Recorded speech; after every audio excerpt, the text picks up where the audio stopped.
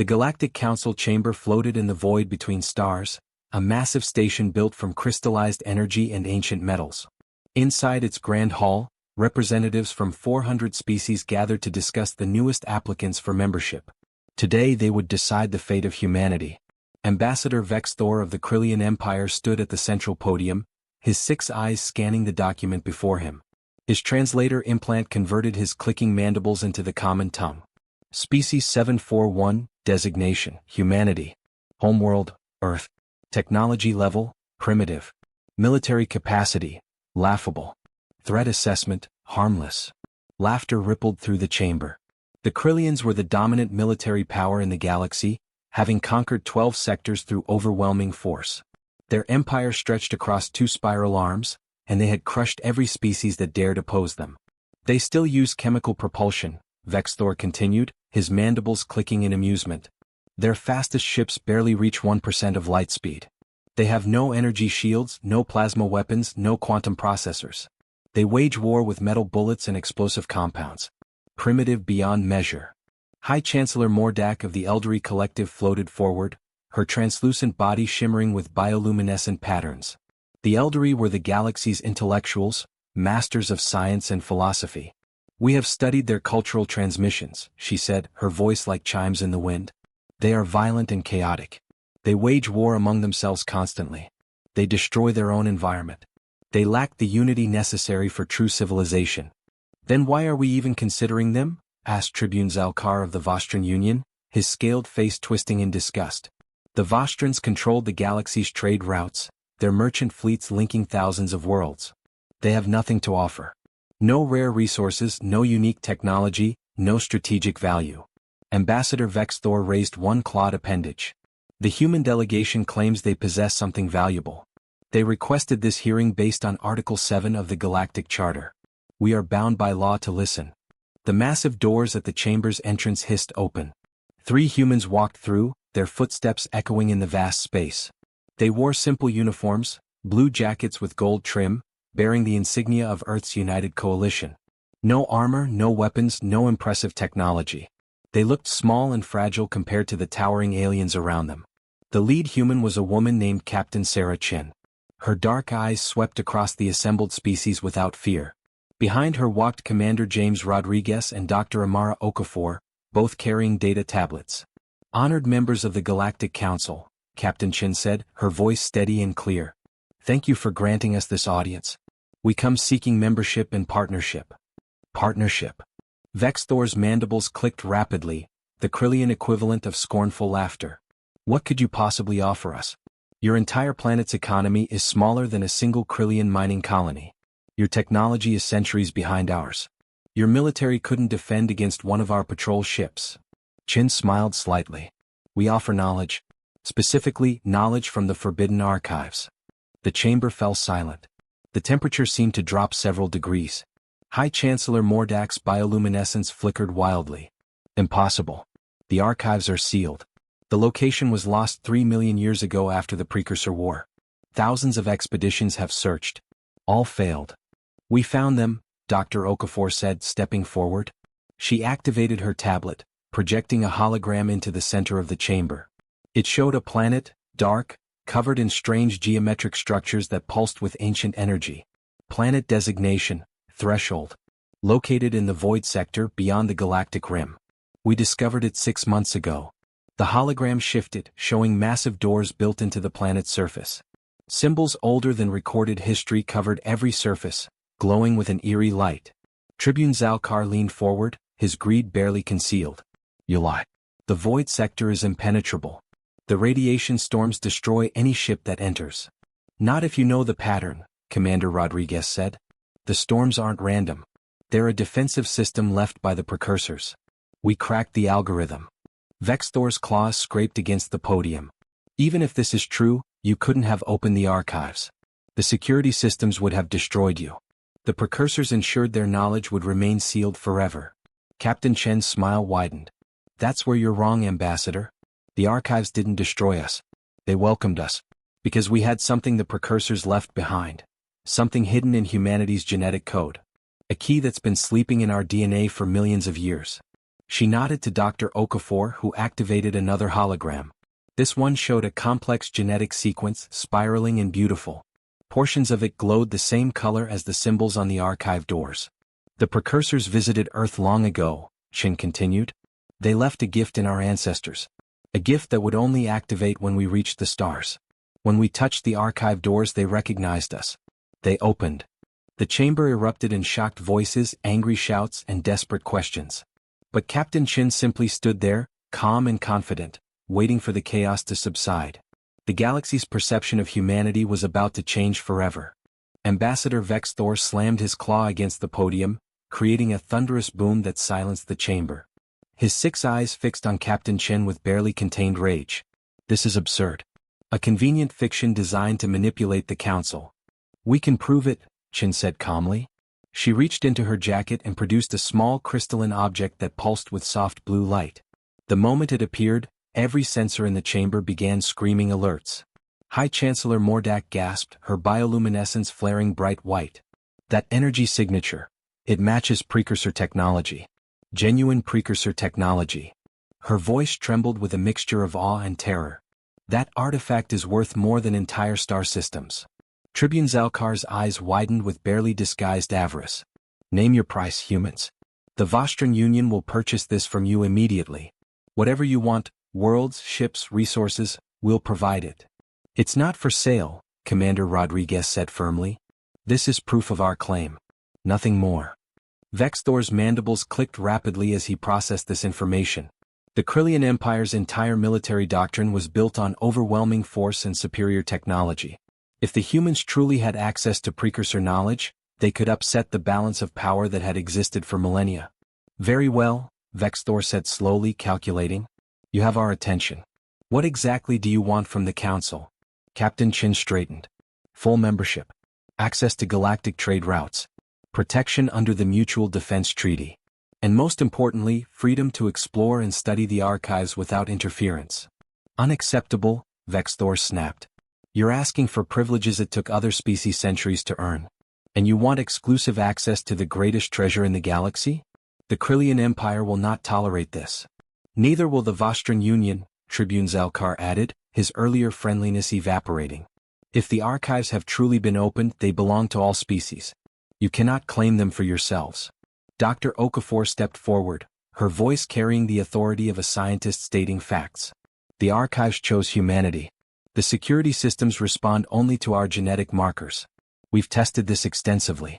Any non-human who approaches the deep levels is immediately neutralized by the defense grid. Then you'll share what you find, High Chancellor Mordak said, trying to sound reasonable. Knowledge should be available to all sentient beings. The Eldery Collective has maintained the Great Library for 2 million years on this principle. Surely you understand the importance of cooperation? We understand perfectly, Chin replied. Which is why we're offering partnership, not servitude. Work with us and we'll share selected technologies and information. But we won't be stripped of our discovery or controlled by species who call us primitive and harmless. The chamber erupted again, but this time the tone was different. The initial mockery had been replaced by fear, greed, and calculation. Every species present understood the implications. Precursor technology could cure diseases, extend lifespans, create unlimited energy, and build weapons capable of destroying stars. Whoever controlled the archives controlled the future of the galaxy. A new voice cut through the chaos, deep and resonant. Perhaps we should ask the humans what they've already found. Everyone turned to see Speaker Talvorn of the Seraphine Ascendancy rising from his seat. The Seraphines were ancient beings, their lifespans measured in thousands of years. They rarely spoke in council sessions, preferring to observe and advise. When they did speak, everyone listened. Talvorn's golden eyes, wise and penetrating, focused on Captain Chin. You've had access to the archives for 6 months. 6 months of studying precursor knowledge. What have you learned? What have you brought back? Chin exchanged glances with her companions. This was the moment they'd prepared for. We've learned why the precursors sealed the archives, she said quietly. We've learned what they were afraid of. And we've learned that several species in this chamber have been lying about their origins and capabilities for millions of years. The temperature in the chamber seemed to drop to absolute zero. Vexthor's voice was deadly calm. Explain yourself, human. Dr. Okafor activated her tablet again. This time, the hologram showed ancient records, documentation written in languages that predated modern civilization. The precursors didn't disappear mysteriously, she said. They were destroyed. Systematically hunted and eliminated by younger species who wanted their technology. Species who then rewrote history to hide their crimes. The hologram shifted, showing genetic data, archaeological evidence, and historical records. 3 species currently on this council are descended from those who murdered the precursors. Your empires were built on genocide. The archives remember. The archives recorded everything. The chamber exploded into chaos. Accusations flew. Threats were made. Security forces moved toward the human delegation. But Captain Qin simply stood there, the precursor crystal still glowing in her hand. "Touch us," she said quietly, her voice somehow cutting through the noise, "and the archives will seal themselves forever." Is that really what you want? For the first time in galactic history, the Council had no idea what to do. The emergency session convened 3 hours later in a sealed chamber. Only the most powerful faction leaders attended. Vexthor for the Krillians, Mordak for the Eldari, Zalkar for the Vostrans, and Talvorn for the Seraphines. The human delegation stood in the center, surrounded but not intimidated. "You accuse us of genocide," Vexthor said, his voice cold and controlled. "Do you have proof or merely ancient propaganda?"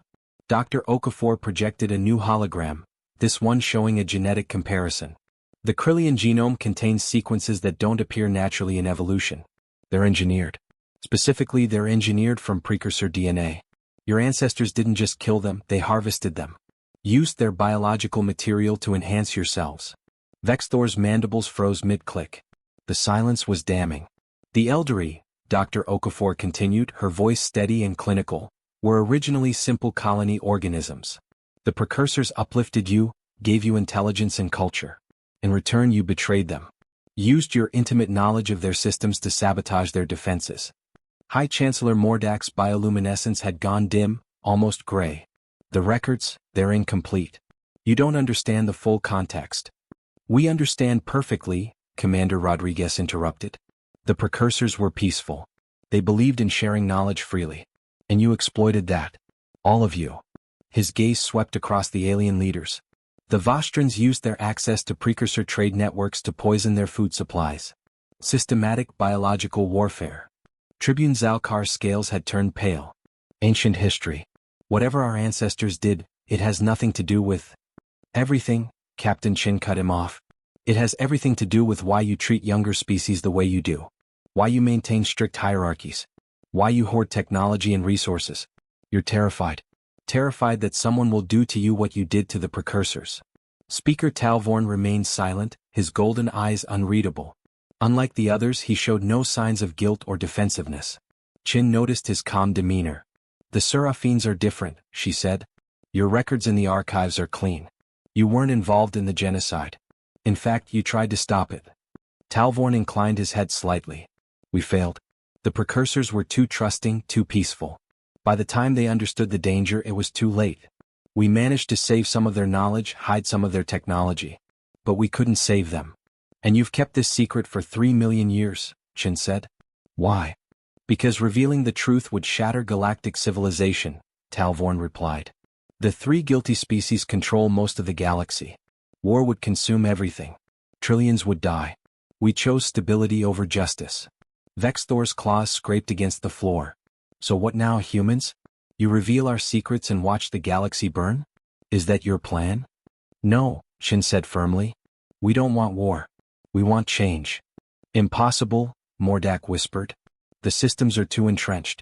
The power structure's too established. You can't just. The precursors had a failsafe, Dr. Okafor interrupted.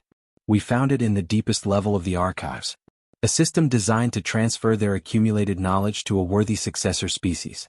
A species that hadn't betrayed them. A species that carried their genetic key. She paused, letting the implications sink in. Humanity, Zalkar breathed. They chose humanity as their heirs. Chose isn't the right word, Dr. Okafor corrected. They planted seeds across the galaxy. Genetic markers in dozens of primitive species. Whichever one reached the archives first would inherit everything. We were just the first to make it. Commander Rodriguez stepped forward. For 6 months we've been downloading everything.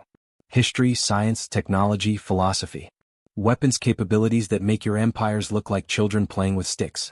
Energy systems that could power or destroy entire sectors. Medical knowledge that could extend lifespans indefinitely or create plagues that target specific genetic markers. The threat hung in the air, unspoken but crystal clear. You wouldn't dare, Vexthor growled. You're too weak. Your fleet consists of 300 primitive ships. We have millions. Had millions, Shin corrected quietly. While we've been talking, my government has been implementing precursor defensive systems around Earth. Your entire invasion fleet, yes, we know you scrambled at the moment we mentioned the archives, is currently dead in space. Engines offline. Weapons disabled. Life support on minimum. They're not damaged. They're just asleep. She let that sink in before continuing. We can wake them up whenever we want. Or we can leave them drifting forever. Your choice. Vexthor's 6 eyes widened in horror. Impossible. You couldn't have. Our fleet was in the Gamma Quadrant 20,000 light-years from here. Precursor technology doesn't care about distance, Dr. Okafor said. Quantum entanglement on a massive scale. We've had your fleet tagged since you launched it. For the first time in his long life, Ambassador Vexthor understood what it meant to be truly helpless. Speaker Talvorn leaned forward, a slight smile on his ancient face. Well played, Captain Shin. You've backed the strongest empires in the galaxy into a corner without firing a single shot. The precursors would be proud. So, what are your terms? Captain Shin activated her own holographic display. These are our terms. Non-negotiable. The projection showed a new galactic map, sectors redrawn, power structures reimagined. Vexthor's mandibles clicked furiously as he studied it. You're dissolving the council? Centuries of governance gone? Not dissolved, Shin corrected. Reformed. The current council is a farce. 3 guilty species control everything while pretending to represent 400. That ends now. The Krillian Empire will never accept, Vexthor began. The Krillian Empire will accept reality, Commander Rodriguez interrupted. Your fleet is disabled. Your homeworld is currently surrounded by precursor defense satellites that appeared 4 hours ago. We didn't announce them because we wanted to see if you'd do something stupid. You did. Vexthor's entire body went rigid. You're threatening my homeworld? Billions of civilians? We're ensuring peace, Shin said firmly. Your empire has conquered 12 sectors through brutal military force. You've enslaved entire species, strip-mined their worlds, and committed atrocities that would make ancient tyrants weep. That stops today. And the Elderly Collective? Mordak asked, her bioluminescence dim with resignation. What punishment do we face for our ancestors' betrayal? Dr. Okafor's expression softened slightly. The Elderly helped willingly share some knowledge even if you hoarded the most valuable discoveries. Your sentence is lighter. You'll open the Great Library completely. No more restricted sections. No more classified technologies kept from younger species. The chaos that would cause, Mordak started, will be manageable, Shin said, because we'll be there to help. That's the point of the new council. Cooperation, not domination. Tribune Zalkar had been silent, calculating. Now he spoke. The Vostran Union controls the trade routes. We have leverage you cannot simply eliminate. True, Shin admitted. Which is why your terms are different. You'll remain the primary trade facilitators, but under new regulations. Fair pricing. No monopolies. No exploitation of developing worlds. And 20% of all trade profits go into a galactic development fund. 20%. Zalkar sputtered. That would cost us trillions. You've made quadrillions exploiting others, Rodriguez said flatly. Consider it back payments with generous interest.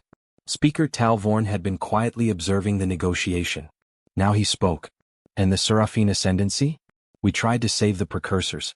We've kept the peace for millennia. What role do we play in this new order? Chen's expression became respectful. The Seraphines will remain advisors, but with expanded authority. You'll help oversee the transition. Make sure the guilty species actually reform. And you'll work with us to explore the rest of the archives. You'd share the knowledge? Talvorn's eyebrows rose. Despite your earlier claims about exclusive access? We said we wouldn't be controlled, Dr. Okafor clarified. Not that we wouldn't share. The precursors believed in cooperation. We do too. But on our terms with safeguards. What safeguards? Mordak asked. Chen's display shifted, showing a new technology. The precursors invented something called a civilization lock. It's a quantum-encrypted system that tracks technological development. Any species that tries to use advanced technology for genocide, slavery, or conquest gets automatically locked out. Their ships stop working. Their weapons deactivate. Their infrastructure freezes. You'd control the entire galaxy's technology? Vexthor's voice was horrified. No, Chin said. The system is autonomous. Self-regulating. It judges based on actions, not species. Even humans can be locked out if we violate the principles. The precursors built it specifically to prevent what happened to them from ever happening again. Rodriguez pulled up another display. We've already begun implementation. Every precursor-derived technology in the galaxy, which is most of your advanced systems, is being integrated into the lock. It'll take about 6 months to complete. 6 months to reshape galactic civilization, Talvorn mused. Ambitious. Also dangerous. There will be resistance. The guilty species have supporters, allies, client states. Some will fight rather than reform. Let them try, Chin said coldly. We've spent 6 months preparing for every contingency. We have weapons you can't imagine.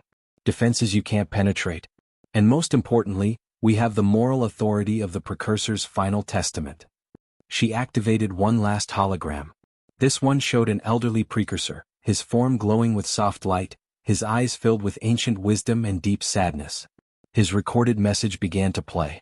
If you are seeing this, the precursor said, then we are gone. Destroyed by those we trusted. Those we tried to help. We leave this message for our heirs, whoever they may be. Do not repeat our mistakes. Do not be too trusting. But also do not become too cynical. Civilization requires both strength and compassion. We pray you find that balance. The message ended. Silence filled the chamber. Finally, Speaker Talvorn spoke. The Seraphine Ascendancy accepts your terms. We will help you build this new order. The precursors deserve better than what happened to them. Perhaps through you they'll finally get justice. Vexthor, Mordak, and Zalkar looked at each other. They had no choice. For the first time in 3 million years, the guilty would face consequences. We accept, they said in unison, their voices heavy with defeat. The age of empires was over. The age of humanity had begun. 3 weeks later, the first resistance emerged. The Krillian Imperial Fleet, or what remained of it after Chen's demonstration, had been recalled to their home sectors. But not all Krillian commanders were willing to accept defeat.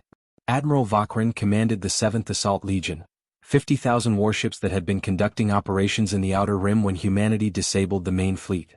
He was a traditionalist, a warrior who believed in Krillian supremacy above all else. When he received orders to stand down and accept the new council's authority, he refused. The Empire does not bow to primitives, he declared in a broadcast to his entire fleet.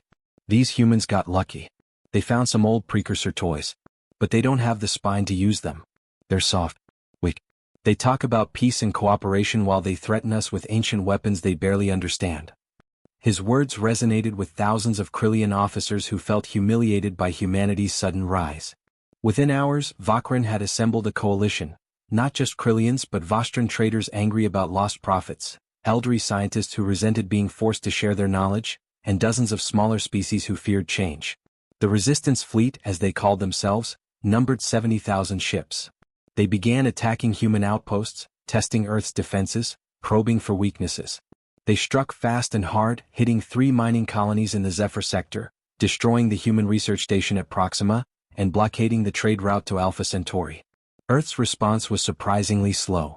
Days passed with no retaliation. The resistance grew bolder. More ships joined Vakrin's fleet. More species declared their opposition to human authority. They're afraid, Vakrin announced triumphantly. The humans have defensive systems, yes. But they don't have the will to fight. They're bluffing about their weapons. The precursors were peaceful. Their technology reflects that. Shields and paralysis fields, but nothing lethal. Nothing that can actually hurt us. He was wrong. The counterattack came on the 23rd day. Not from human ships but from the dark itself.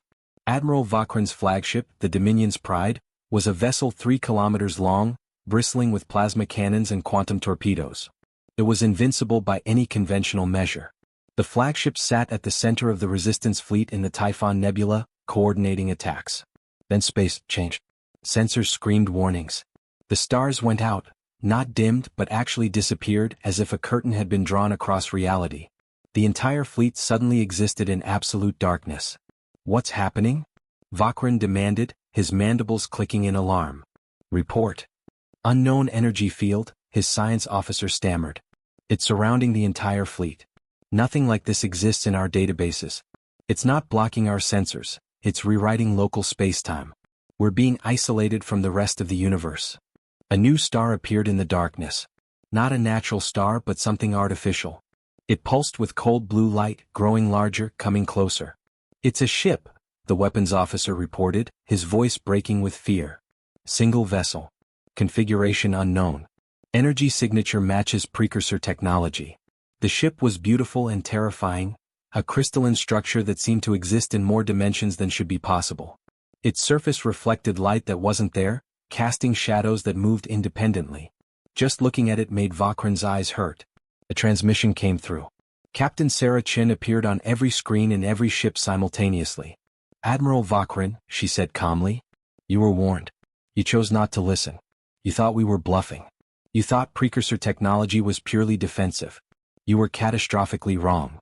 You can't destroy us, Vakrin said, trying to sound confident. There are laws. The Mutual Defense Treaty prohibits weapons of mass destruction. You'd be violating galactic law. We're not going to destroy you, Chin replied. That would be wasteful. Instead, we're going to show you what the precursors really created. What they used when peaceful species had no other choice. The crystalline ship began to glow brighter. Energy built up, visible waves of power rippling across its surface. The precursors called it a judgment engine, Chin continued. It doesn't kill. It doesn't destroy ships. It does something much more permanent.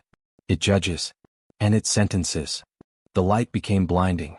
Every ship in the resistance fleet was engulfed in blue radiance. Then, slowly, impossibly, the ships began to change. Metal flowed like water. Hull plates rearranged themselves. Weapons systems retracted and reformed into agricultural equipment. Military shields became atmospheric processors. Warships transformed into colony vessels, hospital ships, and cargo haulers. What have you done? Vakrin whispered in horror, watching his mighty flagship become a peaceful transport vessel. We've repurposed you, Chin said. Every ship in your fleet has been converted. Your weapons are gone. Your military systems are gone. You're now a humanitarian aid fleet. Congratulations, Admiral. You're going to spend the rest of your career helping the species you once conquered. This is an abomination. Change us back. The transformation is permanent and irreversible, Dr. Okafor's voice joined Chen's. Encoded at the molecular level. Any attempt to modify the ships back to military configuration will cause them to self-destruct. You have a choice, accept your new purpose or abandon your vessels. You can't do this. Vakrin's voice broke. This is justice, Commander Rodriguez interrupted. You used military might to oppress others. Now you'll use that same might to help them. Poetic, don't you think? The transmission ended. The darkness faded. The stars returned. And Admiral Vakrin stared at his new reality, commander of a fleet that could only bring peace. The transformation of the Resistance fleet sent shockwaves through the galaxy. Species that had considered rebellion suddenly reconsidered. But it also raised questions. Dangerous questions. If humans could rewrite matter itself, what else could they do? What other precursor weapons had they discovered? And most troubling, were the humans showing restraint, or simply waiting for the right moment to reveal their full power? These questions troubled Speaker Talvorn as he journeyed to Earth for the first time. The Seraphines had existed for millennia, seen empires rise and fall, witnessed technological revolutions and societal collapses. Nothing surprised him anymore. Until now.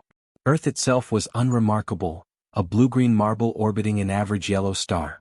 But surrounding it was a network of precursor technology that shouldn't exist. Defense satellites that materialized from nowhere. Energy fields that bent spacetime. And at the poles, massive structures that pulsed with ancient power, their purpose unknown even to Talvorn's advanced sensors. Captain Chin met him at the orbital station personally.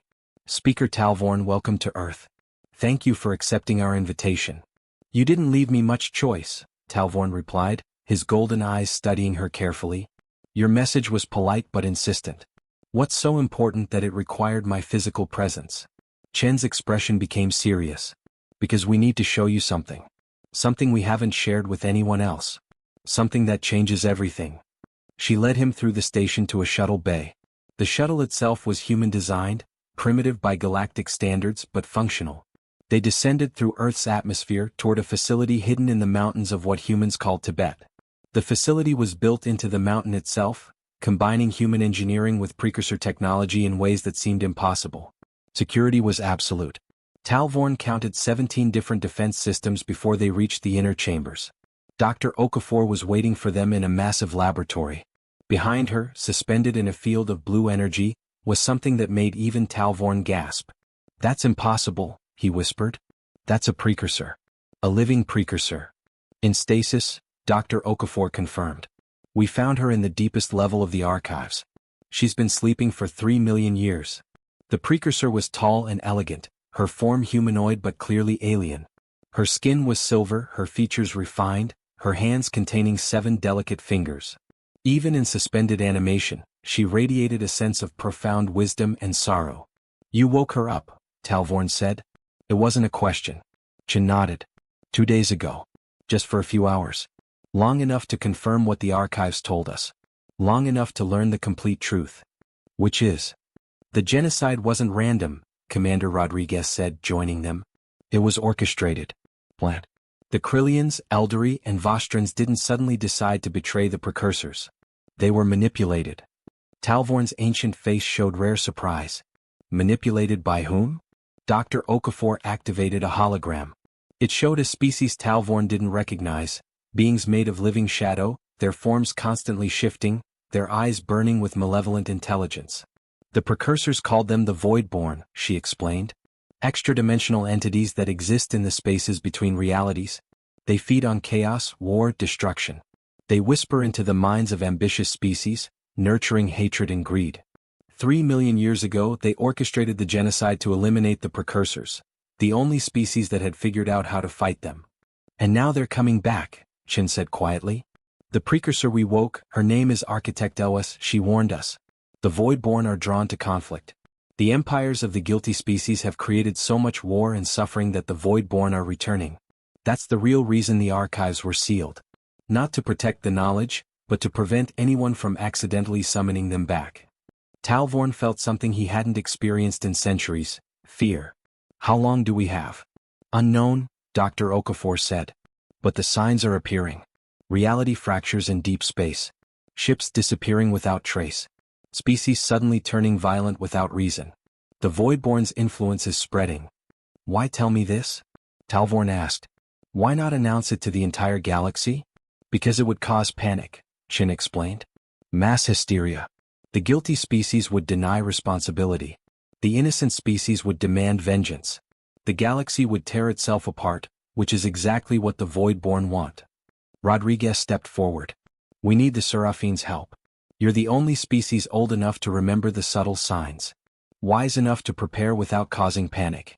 Strong enough to help us fight what's coming." "Fight," Talvorn said. "The precursors were the most advanced civilization in galactic history, and the Voidborn destroyed them. What makes you think humanity can succeed where they failed?" Chen's smile was cold and determined. "Because the precursors were peaceful. They hesitated. They tried to reason with beings that cannot be reasoned with. Humans don't have that problem." She gestured to the laboratory around them. "For 6 months we've been preparing. Not just downloading knowledge but weaponizing it. The judgment engine was the precursors' most merciful weapon. We found others. Weapons they built but never used. Weapons designed specifically to fight extra-dimensional threats." "And Architect Elwes?" Talvorn asked, looking at the sleeping precursor. "What's her role in this?" Dr. Okafor's expression became reverent. "She's our teacher. Our guide. And when the Voidborn arrive, she'll fight alongside us. The last precursor, leading humanity against the darkness that destroyed her people." Talvorn was silent for a long moment, processing everything. Then he straightened, ancient determination filling his golden eyes. "The Seraphine ascendancy will help. We failed the precursors once. We will not fail again." The Voidborn came 6 weeks later, not with ships or armies, but with corruption spreading through the fabric of space itself. It started at the galaxy's edge. The Outer Rim colonies reported strange phenomena: stars flickering with wrong colors, planets developing impossible geometries, crew members waking with memories that weren't theirs. Then the attacks began. Not physical attacks. Psychological warfare on a cosmic scale. Krillian soldiers suddenly turned on each other, convinced their brothers were enemies. Elderly scientists went mad, their brilliant minds shattered by whispers from nowhere. Vostran trade ships changed course, flying deliberately into stars. Entire species began consuming themselves from within. The galactic communication networks lit up with desperate pleas. Help us. Something's wrong. We can't trust our own minds. Reality itself is breaking down. Captain Chin stood in Earth's command center, surrounded by holographic displays showing the spreading chaos. Each red marker represented a contaminated system. There were thousands. Soon there would be millions. How long until they reached the core systems? She asked. Dr. Okafor's fingers flew across her console. At current spread rate, 2 weeks. But if the corruption reaches critical mass, it could cascade. The entire galaxy infected in days. Commander Rodriguez was coordinating with the Reformed Council. The guilty species had been remarkably cooperative once they understood the threat. Vexthor himself commanded a joint task force of Krillian warriors, Eldari telepaths and Vostran navigators, all working together for the first time in recorded history. The defense perimeters are holding, Rodriguez reported. But barely. The Void-born influence is getting stronger. We're losing ships faster than we can replace them. Then we move to Phase 2, Chin said firmly. Wake Architect LYSS. Fully this time. We need her knowledge and we need it now. In the mountain laboratory, the stasis field surrounding the last precursor began to dissolve. LYSS's silver eyes opened, ancient and aware. She took her first breath in 3 million years and spoke in a voice like distant chimes. They have returned, she said in perfect English, the language downloaded directly from Earth's archives. I feel them in the void between realities. Stronger than before. Hungrier. Captain Chin approached respectfully. Architect LYSS, we need your help. The weapons you created, we've studied them, but we don't fully understand how they work against the Voidborn. LYSS stepped down from the platform, her movements graceful despite the long sleep. The Voidborn exist in multiple dimensions simultaneously. To hurt them, you must attack across all dimensions at once. Physical weapons are useless. Even energy weapons only annoy them. But you hurt them before, Chin said. The archives showed battles where the precursors drove them back. We used harmony, LYSS explained. The Voidborn thrive on chaos and discord. They dissolve in the presence of perfect unity. My people created the resonance network. Billions of minds linked in absolute cooperation, generating a frequency that burned the Voidborn like acid. Dr. Okafor understood immediately. But your species was telepathic. You could link naturally. The current galactic species can't do that. We're too different, too divided. LYSS turned her silver gaze on the human scientist. That is why you will fail as we did. The Voidborn learned from their defeat. They ensured the next dominant species would be fragmented. Incapable of unity. They orchestrated the genocide specifically to prevent another resonance network. Silence fell over the command center. Everyone heard her words transmitted across all channels. Then Speaker Talvorn's voice cut through the despair. Architect LYSS, with respect, you underestimate the species before you. Humans are not telepathic, true. But they have something my people have studied for years. Something remarkable. What? LYSS asked. Stubbornness, Talvorn said, and there was warmth in his ancient voice. The refusal to accept defeat. The ability to cooperate despite differences. The insane belief that problems have solutions if you're willing to work hard enough. Captain Chin felt something click in her mind. The civilization lock, she said suddenly. We integrated precursor technology into the entire galaxy's infrastructure. Every advanced ship, every station, every network, they're all connected through the lock. A quantum-entangled system linking billions of devices, Dr. Okafor continued, catching on. If we could use it as a carrier wave, transmit a signal through every connected system simultaneously. You'd create an artificial resonance network, LYSS finished, her eyes widening. Not biological but technological. Impressive. But the signal would need to carry something the Voidborn can't corrupt. A frequency they've never encountered. Rodriguez smiled grimly. Music. Human music. The Voidborn have been manipulating galactic species for millions of years, but they've never encountered Earth before. They don't know our frequencies, our rhythms, our chaos organized into harmony. It's insane, Vexthor's voice came through the comm, using music as a weapon against extra-dimensional entities. Completely illogical. Perfect, Chin said. That's what makes it human. Dr. Okafor, start encoding. Rodriguez, coordinate with all species. Everyone connects to the network. Everyone participates. What should we transmit? Okafor asked. Chin thought of Earth, of humanity's long struggle from caves to stars. She thought of every species that had called them primitive, every empire that had underestimated them. She smiled. Beethoven's Ninth Symphony. The Ode to Joy. If we're going to save the galaxy, we might as well do it with style. The resonance wave launched 3 hours later. Every ship, every station, every piece of precursor-enhanced technology across 400 species transmitted simultaneously. Not just sound, but a mathematical perfection that transcended species, transcended language, transcended individual consciousness. 400 species. Trillions of beings. One moment of perfect, impossible unity. The Voidborn screamed and burned and retreated back into the spaces between realities. And the galaxy learned that humanity wasn't just adaptable or clever or stubborn. Humanity was the bridge between what was and what could be. The archives had chosen well.